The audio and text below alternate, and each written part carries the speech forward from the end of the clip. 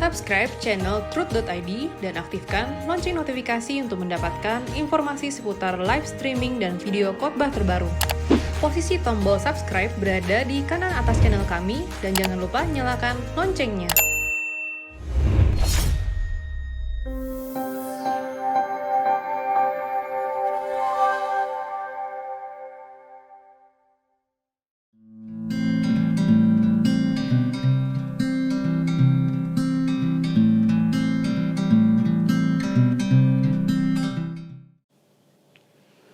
Shalom saudara, Anda bertanya Alkitab menjawab episode 79, 08531 985 dan seterusnya. Shalom Pak Eras mau bertanya dalam hal mengumpulkan harta di surga.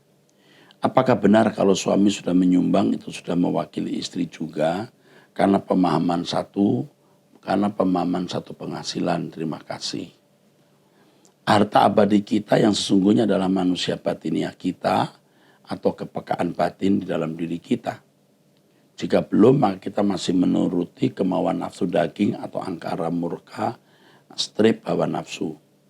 Rasakan dan alami bahwa Roh Kudus di dalam diri kita bekerja berkehendak, hanya individu yang bisa menjawab. God bless you, Allah Bapa, Allah Anak, Roh Kudus. Ini masalah penghasilan. Satu, kalau suami sudah memberi, apakah istri ikut memberi gitu. Sebenarnya tidak usah dipersoalkan hal ini. Ya.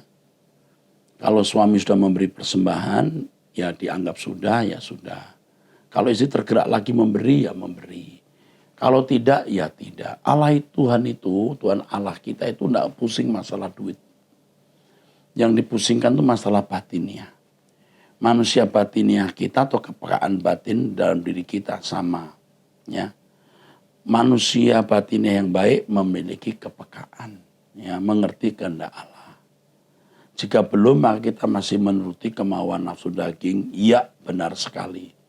Rasakan dan alami bahwa Roh Kudus di dalam diri kita bekerja.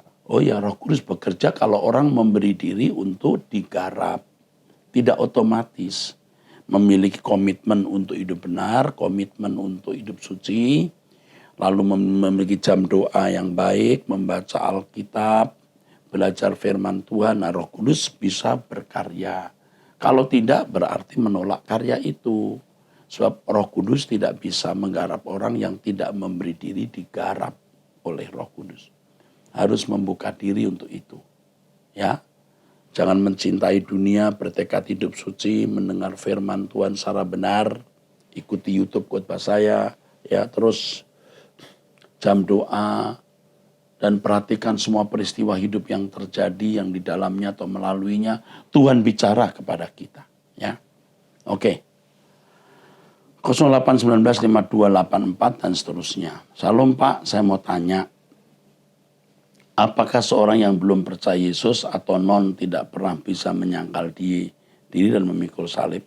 Salam Pak, saya mau tanya, apakah seorang yang belum percaya Yesus atau non tidak pernah bisa menyangkal diri dan memikul salib?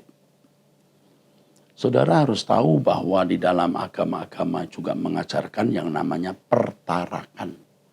Apakah tarak makan, tarak seks, tarak yang lain. Mereka juga punya jenis penyangkalan diri seperti itu. Tapi penyangkalan diri kita itu beda. Penyangkalan diri kita itu adalah langkah untuk menggantikan naluriah manusiaan kita, mengenakan naluriah ilahi.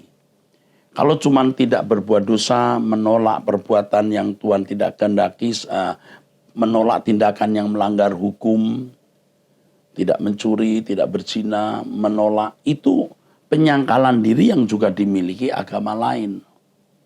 Kita juga melakukan hal itu, tetapi kita memiliki langkah yang lebih dari itu. Apa itu? Menyangkal semua naluriah kemanusiaan. Nah, di sini lewat kebenaran firman Tuhan, kita bisa menolak semua naluriah kemanusiaan dan mengenakan manusia baru. Ini baru namanya menyangkal diri. Jadi menyangkal diri bukan hanya menyangkal beberapa tindakan yang bertentangan dengan hukum, tetapi seluruh naluriah kemanusiaan supaya kita bisa mengenakan hidupnya Tuhan Yesus. Hidupku bukan aku lagi, tapi Kristus yang hidup di dalam aku.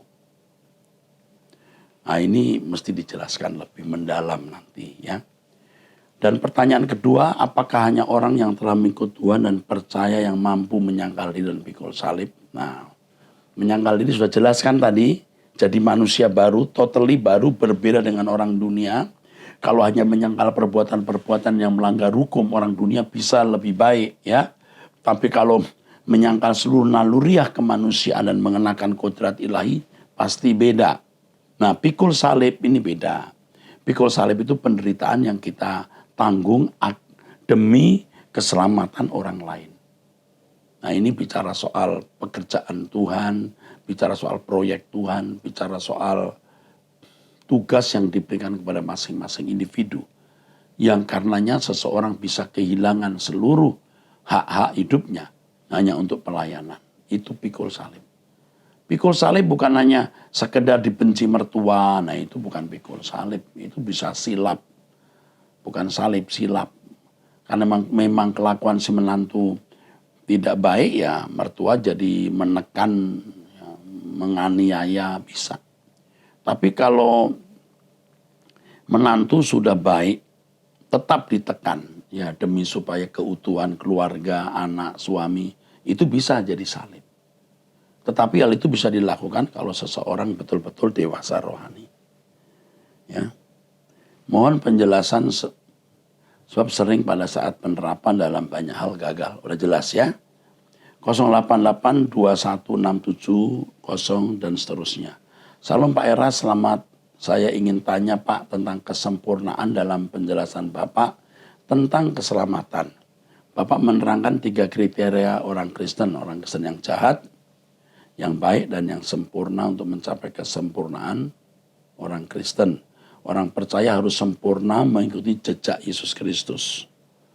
Jadi orang jahat, Kristen baik, Kristen yang sempurna.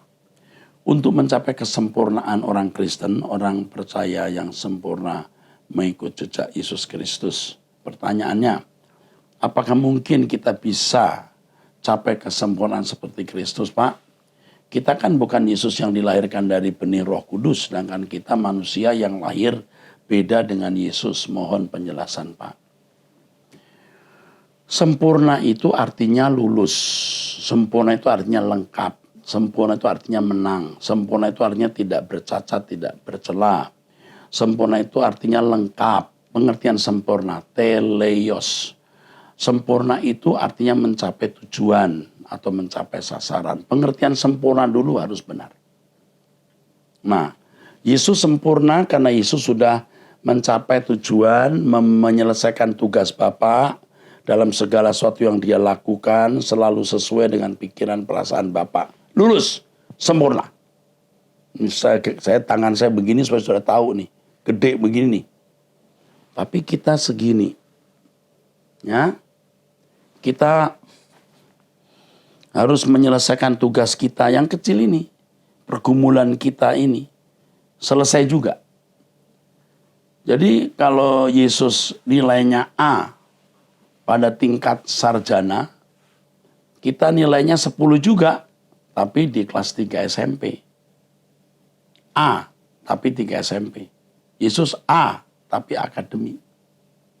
Nah, ada lagi yang A, tapi kelas 3 SMA. Nah, masing-masing orang itu memiliki standar yang berbeda. Itu maksudnya sempurna. Sesuai dengan yang porsi masing-masing. Karena yang diberi banyak dituntut banyak, yang diberi sedikit dituntut sedikit. Paham? Nah, itu maksudnya. Ya. Saya harap dengan hal ini saudara mengerti. Ya. Apa kita bisa sempurna seperti Yesus? Bisa. Bukan mencapai tingkat persis seperti dia. Tidak bisa. Tapi menyelesaikan seperti mencapai kelengkapan, kesempurnaan pada porsi masing-masing. Terima kasih. 0822-1872 sekian. Salam Pak Eras. Menurut pengajaran Pak Eras tadi, sempurna adalah menjadikan manusia serupa seperti Allah. Kembali ke rancangan semula. Apa kesempurnaan itu sama seperti yang Paulus katakan di Roma? Ya, di Roma 12 ayat 2 maksudnya. Ini kebetulan nyambung nih pertanyaan. Mengenai perbarulah budimu agar mengetahui apa yang baik, berkenan kepada Allah dan yang sempurna.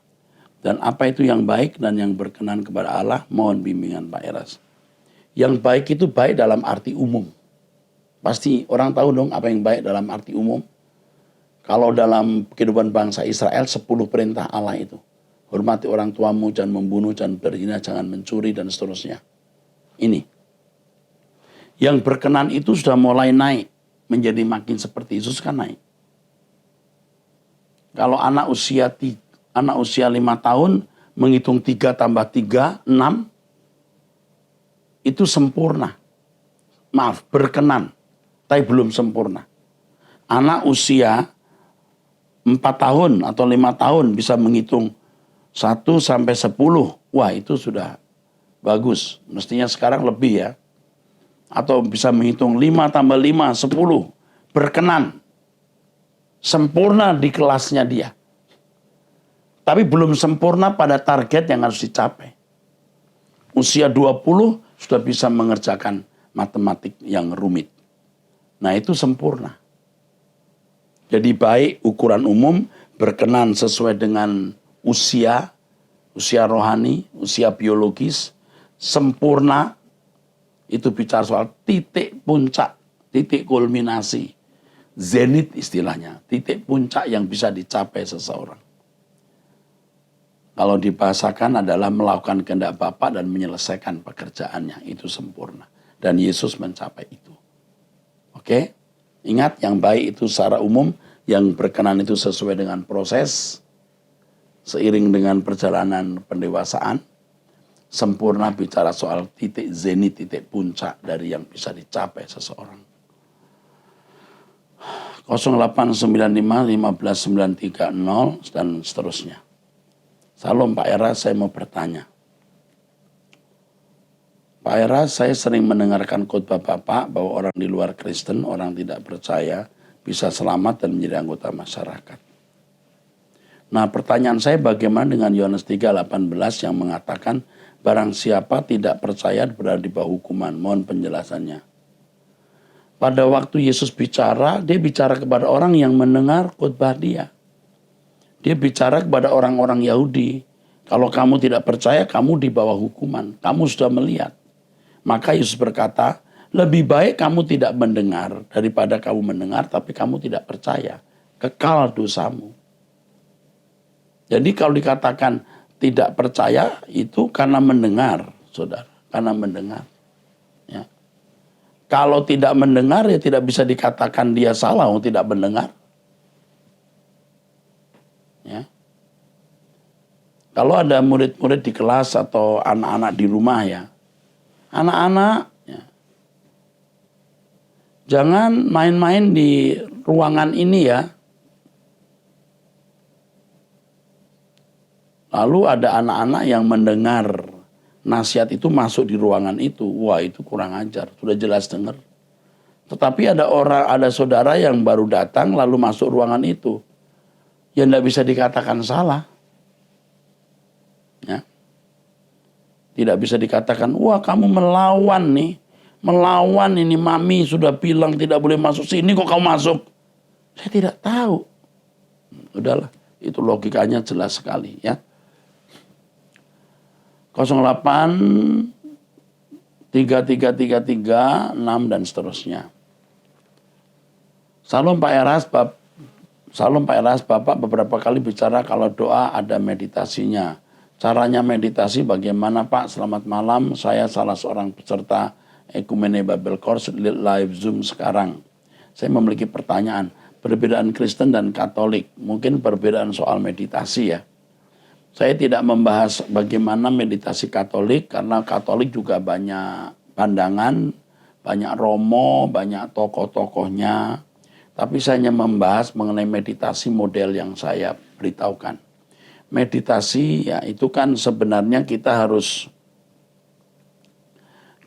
mengerti yang yang saya maksudkan ya saudara. kita kan harus memahami dalam konteks saya ya. Kalau kita melihat pengertian meditasi itu kan dalam keadaan ketenangan, relaksasi, melibatkan pikiran dan perasaan, menanggalkan beban. Ini kan sebuah kegiatan mental yang terstruktur gitu. Pada saat kita dalam ketenangan untuk tidak fokus pada banyak hal tapi hanya fokus kepada Tuhan, itu maksudnya. Jadi pada waktu itulah kita berdialog dengan Tuhan. Itu meditasi yang saya maksud, ya, meditasi yang saya maksud. Jadi meditasi yang saya maksud itu demikian, saudara. Suasana rileks, menanggalkan beban, segala kesibukan, itu mental kita terstruktur, bukan kosong untuk menghadap Tuhan. Berdialog dengan Tuhan. Pujian, penyembahan, doa, minta pengampunan, dan tidak membuka ruangan hati dan perhatian kepada apapun selain kepada Tuhan. Bukan mengosongkan diri. Oke, saya kira itu cukup. Ya. Jadi saat dimana kita fokus hanya mau dialog dengan Tuhan. Itu meditasi yang saya maksud. Purgatorium itu apa, Pak? Ini purgatorium itu api penyucian, bahwa nanti keyakinan bahwa nanti sebelum masuk surga ada tempat di mana orang-orang yang meninggal disucikan dulu. Kalau yang saya pahami tidak ada. Kesucian itu dibangun sejak di bumi. Setelah mati tidak ada kesempatan lagi. Jadi menurut yang saya pahami, orang yang sudah meninggal tidak bisa diapa-apain. Artinya tidak bisa didoakan untuk selamat, untuk pindah tempat, tidak bisa. Karena Alkitab jelas mengatakan masing-masing orang harus mempertanggungjawabkan perbuatannya. Jadi orang lain tidak punya akses untuk ikut merubah nasibnya. Ya. Mungkin pertanyaan pertama, perbedaan Kristen dan Katolik menyangkut banyak aspek ya. Tapi tidak saya jelaskan dan tidak perlu, pasti banyak perbedaan. Dan kita tidak perlu memperuncing perbedaan itu. Dan kalau dibahas mungkin juga tidak cukup 5 jam. Ya. Kenapa di Kristen tidak ada deuterokanonika? Ini bukan deutero tapi deuterokanonika. Deuteronomika. Mungkin harus. Nah, ini menjadi masalah yang yang harus dipahami oleh banyak orang Kristen. Kalau Deuteronomi atau Deuterokanonika itu kitab-kitab yang ditambahkan di luar kitab-kitab yang dikanonkan oleh orang Kristen Protestan. Jadi kalau orang Kristen Protestan kan mengenal Alkitab Perjanjian Lama, Perjanjian Baru, ya. Jelas jumlahnya 66. Tapi kalau mereka menambahkan ada kitab-kitab yang lain selain kitab-kitab yang ada di dalam Alkitab kita, Alkitab yang kita miliki ini. Jadi pasti hal ini akan membuat perbedaan, banyak perbedaan. Tetapi sekali lagi kita tidak mau mempersoalkan perbedaan antara Kristen dan Protestan, Katolik dan Kristen Protestan, karena pasti perbedaannya banyak ya. Kitab-kitab Deuterokanonika itu ya, tidak ada dalam Alkitab kita. Mungkin yang Protestan yang belum tahu, perlu tahu bahwa ini memang teks kitab suci yang diakui oleh gereja Katolik seperti Tobit, Yudit, ya, dan sirah, baruh, dan lain-lainnya. Oke, saya memang sering menghindarkan diri dari perdebatan karena tidak akan menguntungkan, karena perbedaan itu selalu ada, ya. Tapi jangan dipertajam. 0819 03307 terus dan seterusnya. Salam Pak Eras, apakah orang yang dulunya pernah mempercayai Kristus lalu menjadi mualaf, apa keselamatan masih dimiliki oleh mereka? Tidak. Mereka telah kehilangan keselamatan atau kesempatan untuk segambar serupa dengan Kristus. Seperti yang Bapak katakan bahwa keselamatan tidak akan hilang dan diberikan kepada semua orang. Oh, enggak, saya enggak pernah mengatakan itu. Keselamatan tidak akan hilang, bisa hilang. Yang hilang itu begini, saudara. Kalau orang benar-benar sudah selamat, artinya makin serupa dengan Kristus, dia tidak bisa mundur. Sampai tingkat keselamatan menjadi milik yang pasti, kata firman Tuhan, atau memiliki hak penuh masuk kerajaan surga. Di sini pengertian yang penting, ini pertanyaan dari Rachel ya. Yang penting Rachel harus mengerti dulu apa itu keselamatan. Keselamatan itu usaha Tuhan mengembalikan manusia ke rancangan semula. Melalui proses pada titik tertentu orang tidak bisa lagi mundur. Kalau yang saya pahami sampai memiliki kodrat ilahi dalam kualitas tertentu, pasti mengalami kelahiran baru, dia tidak mungkin mundur lagi. Seperti pendidikan ya, seperti pendidikan. Orang yang dididik jujur, lihat uang bukan tidak mau mengambil atau mencuri. Dia tidak bisa mencuri lagi, tidak bisa mencuri lagi. Sampai tingkat tidak bisa mencuri lagi. Nah sampai begitu. Nah sampai titik tertentu dalam kedewasaan rohani, tidak bisa mundur lagi, tidak bisa tidak selamat. Pasti selamat. Jadi kalau sampai orang menjadi mualaf, itu orang yang belum beriman. Iman yang benar itu penurutan terhadap kehendak Allah. Jadi kalau orang berkata, wah dia menyangkali imannya, dia belum pernah punya iman. Ya, dia menyangkali agamanya, bukan imannya. Dia menyanyiakan kesempatan untuk punya iman yang benar. Ya. Itu maksudnya. Kesempatan menjadi anggota keluarga kerajaan Allah tidak ada lagi. Kesempatan untuk menjadi anggota keluarga Allah. Ini pertanyaannya, seperti yang Bapak katakan bahwa keselamatan tidak akan hilang dan diberikan kepada semua orang. Kesempatan yang dimaksud adalah kesempatan menjadi anggota keluarga Allah. Lalu apakah tabur tuai dengan karma itu sama? Mirip tapi tidak sama persis. Seperti yang dipercaya oleh agama lain, mirip tapi tidak sama. Pertanyaan, apakah kemungkinan bahwa di surga itu ada di jagat raya? Jawaban saya ya. Sesuai dengan ceramah Dr. Adiman tentang jagat raya, ya. Pengertian Samayim di Kejadian 1 atau Uranos di Perjanjian Baru bisa diartikan langit atau surga, ya. Maksudnya begitu. Samayim atau Uranos. Beberapa penjelasan Pak Eras tentang surga. Berdasarkan itu maka surga itu ada di jagat raya ini. Jawabannya ya. 08 22 30 23 dan seterusnya. Shalom. Pak Erastus, saya mau tanya tentang ciri-ciri orang yang dipimpin Roh Kudus. Orang yang dipimpin Roh Kudus itu hidupnya makin seperti Yesus. Seperti Yesus itu pasti tidak melukai sesama, setiap perkataannya menjadi berkat, sikapnya agung dan mulia, pernyataan-pernyataannya baik di media sosial maupun dalam hidup sehari-hari, teduhkan orang, tidak menyakiti sesama, tidak menyerang orang, ya. Dan kehidupannya itu pasti bisa menjadi model dengan mana orang membentuk atau membangun dirinya. Itu orang yang penuh Roh Kudus.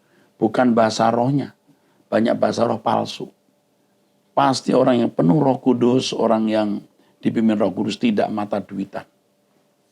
Kesucian hidupnya pasti melampaui orang pada umumnya. Bukan hanya tidak melanggar hukum, tapi juga memiliki keagungan dalam seluruh perilakunya. Oke, makasih. 0821 998 dan seterusnya. Salam Pak Eras, sebelumnya terima kasih Pak, saya menjadikan Bapak sebagai teladan saya. Saya memilih Kristus. Yang ingin saya tanyakan pada pembahasan Pak Eras di pelajaran akhir zaman, bahwa kemungkinan nanti ada sekolah atau semacam pembelajaran bagi anggota masyarakat. Apa kemungkinan anggota masyarakat bisa menjadi keluarga kerajaan Allah? Saya itu sudah mikir ini berhari-hari.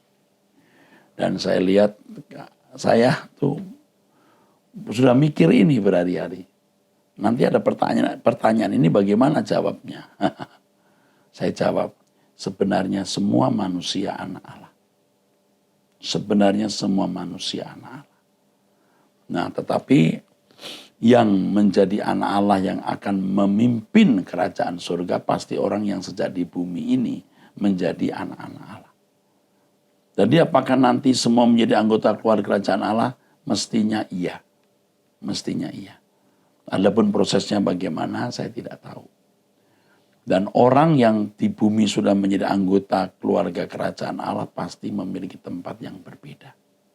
Ya, apa yang diusahakan di bumi tidak mungkin sama dengan mereka yang nanti ada dalam kerajaan surga yang menerima pembinaan itu. Terima kasih Pak, semoga tetap sehat dan teguh dalam pengajaran kebenaran yang sebenarnya. Ini Marcel dari Depok, cerdas Marcel, thank you Marcel. Tapi nanti saya bedah secara khusus ya Marcel, mungkin tidak memuaskan jawaban saya sementara ini. 0813 3283 dan seterusnya. Salam Pak Eras, bagaimana mempertahankan pikiran agar tetap kudus di setiap keadaan? Yang pertama selalu membaca kebenaran. Ya, ikuti khotbah saya di YouTube. Jangan nonton film dan tontonan dan lagu yang tidak kudus, yang tidak benar, yang tidak baik. Jangan bergaul dengan orang yang tidak takut Allah. Bahkan hindari percakapan yang intim dengan mereka. Say hello boleh, lebih dari itu jangan. Ya, miliki jam doa, meditasi setiap hari. Ya, ini akan cukup. Ya. Lalu miliki komitmen untuk hidup suci, komitmen untuk hidup tidak bercacat, kehidupan yang tidak bercela. Komitmen itu penting. Yang berikutnya, selalu berperang, ajak bikin gelanggang peperangan di dalam pikiranmu. Jadi waktu pikiran itu muncul, kita harus berhadapan head to head. Head to head. Kenapa kamu begitu? Seakan-akan itu makhluk lain yang masuk dalam diri kita. Dan memang begitu. Seakan-akan makhluk lain. Dan saya sudah mempelajari itu. Saya bisa mulai head to head. Kenapa kamu? Waktu saya berdoa lalu muncul pikiran, saya bilang kenapa kamu? Saya langsung mengusir. Saya sudah bisa memisahkan itu. Kalau dulu tidak bisa menyatu. Tapi latihan terus. Lama-lama kita bisa memisahkan antara unsur asing, unsur yang tidak baik, dengan unsur yang baik. Yang Tuhan pasti berikan melalui kebenaran firman yang kita pahami. Lakukan itu. Ya. Head to head, ingat itu. Latihan. Kalau tidak nanti saudara akan menyatu dengan pikiran yang buruk itu. Dari Surabaya ya. Selamat malam Pak Eras, saya dari Surabaya. Dalam PA tanggal 29 Mei 2020 Pak Eras mengatakan bahwa sebenarnya Adam itu seharusnya menjadi pokok keselamatan. Yakni menjadi manusia yang seharusnya menghadirkan kerajaan atau pemerintahan Allah. Tapi Adam gagal karena Adam mengkonsumsi buah dari pohon pengetahuan baik dan jahat. Hal mana yang dilarang oleh Allah. Adam gagal mencapai keadaan segambar dan serupa dengan Allah. Sehingga tidak bisa masuk dalam pemerintahan Allah. Keturunan Adam yang berkeadaan seperti Adam, Kejadian 5 ayat 3 ya. Set segambar dengan Adam bukan segambar dengan Allah. Seandainya Adam berhasil mencapai gambar dan rupa Allah, maka seluruh keturunannya akan juga memiliki gambar dan rupa Allah. Pertanyaan saya, jika Adam tidak makan buah terlarang pada saat yang tercatat di Kejadian 3, sampai kapan batas waktu untuk Adam bisa mencapai gambar dan rupa Allah? Sebab setahu saya apabila Adam tidak makan buah terlarang tersebut, maka ia akan hidup selamanya. Bukankah selama itu pula setan akan terus mencobai Adam, sehingga suatu titik dalam hidupnya Adam bisa jatuh. Demikianlah juga dengan keturunan Adam, salah seorang dari mereka juga bisa jatuh atas pencobaan yang sama dari setan. Mohon penjelasan Pak Eras, terima kasih. Ini kan berandai-andai, mungkin jawabannya juga berandai-andai, saudara. Jadi kalau waktu jelas kita tidak tahu kapan. Karena kalau ini pertanyaan kita balik begini. Sampai berapa lama Adam dinyatakan gagal mencapai gambar Allah? Apakah ukurannya waktu atau yang lain? Saya jawab, ukurannya bisa waktu. Saya sudah jelaskan di pertemuan sebelumnya, di pertanyaan sebelumnya. Bisa waktu, karena bulan dan bintang diciptakan untuk waktu, untuk perjalanan waktu, untuk membedakan masa. Mungkin di waktu dalam batas waktu tertentu Adam tidak mencapai, Adam diusir. Atau stadium, level, sampai level tertentu Adam tidak mencapai gambar Allah, Adam diusir. Sama dengan, mungkin dalam waktu tertentu Adam dinyatakan sudah segambar. Tetapi saya lebih cenderung mengatakan level. Di level tertentu Adam segambar serupa dengan Allah, lulus. Berhasil jadi corpus delicti. Iblis terbukti berbuat salah. Iblis dihukum. Pertanyaannya, di mana? Saya nggak bisa jawab. Bagaimana menghukumnya iblis? Saya tidak bisa jawab. Jadi Adam berhasil dulu, baru dia punya anak cucu. Makanya ketika Adam dan Hawa sudah jatuh dalam dosa, malah menikah. Artinya malah bersenggama, malah kawin, maksudnya ya, beranak cucu. Jadi di Kejadian pasal 4, ya, setelah Adam jatuh dalam dosa, Adam baru bersetubuh lalu punya anak. Kenapa nggak dari Taman Eden bersetubuhnya? Kan mandatnya itu, mandat berprokreasi, mandat beranak cucu kan di Eden. Nah, jawabannya tidak ada yang lain. Kalau yang saya pahami, Adam harus lulus dulu, baru Adam bisa menjadi baru bisa menjadi itu. Baru bisa menjadi pokok keselamatan. Ya, lulus dulu. Menjadi pokok keselamatan baru punya anak. Ya, baik. Kita masuk episode yang akan datang ya. Tuhan berkati.